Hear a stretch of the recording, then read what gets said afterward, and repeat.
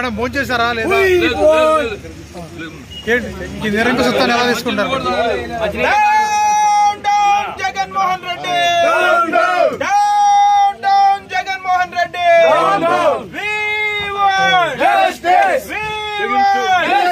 పోలీసుల దౌర్జన్యం.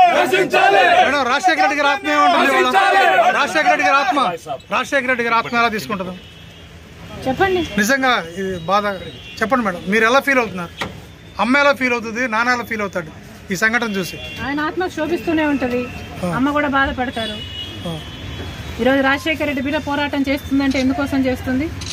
ఆంధ్ర రాష్ట్రంలో బిడ్డలకు ఉద్యోగాలు రావట్లేదని పోరాటం చేస్తే కనీసం సెక్రటేరియట్లో రిప్రజెంటేషన్ ఇవ్వడానికి కూడా ఈరోజు హక్కు లేదు, మాట్లాడడానికి స్వేచ్ఛ లేదు, జర్నలిస్ట్ రాయాలన్నా కొట్లాడాలన్నా స్వేచ్ఛ లేదు.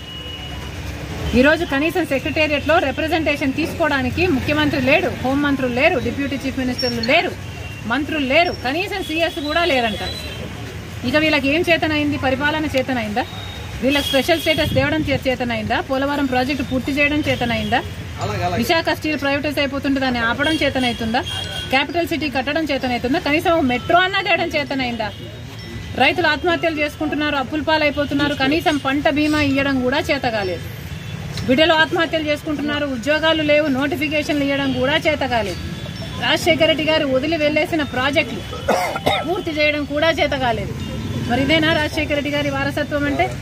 ఆలోచన చేయాలి. ప్రజల కోసం కొట్లాడుతున్నాం మేము ఈరోజు కనీసం కనికరం లేకుండా, మహిళలను చూడకుండా రాత్రి నన్ను పార్టీ ఆఫీస్ లోనే ఉండేటట్టు చేశారు. పాపమే. ఆంధ్ర రాష్ట్ర ప్రజలకు, ఆంధ్ర రాష్ట్ర యువతకు చేస్తున్నది వీళ్ళు పాపమే. ముఖ్యంగా ప్రతిపక్షాలు, జర్నలిస్టులు ఇంతగా కొట్లాడుతున్నా కూడా కొట్లాడ కనీసం వీళ్ళ చిత్తశుద్ధిని కూడా ఈరోజు గౌరవించకుండా ఈరోజు ఇట్లా గాయపరిచి. మేడం మీ ఆర్కే గారు మళ్ళీ జాయిన్ అయ్యారు మంగళగిరిలో. ఈ రోజు let's keep it about students. ఈ రోజు యువత గురించి మాట్లాడదాం. రేపు రండి, రేపు అడగండి, రేపు చెప్తాం.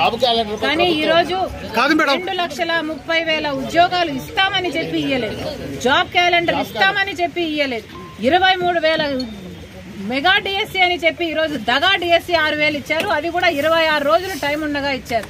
పిల్లలు ఎలా ప్రిపేర్ అవ్వాలి? అసలు ఈ ప్రభుత్వానికి మనసే లేదు.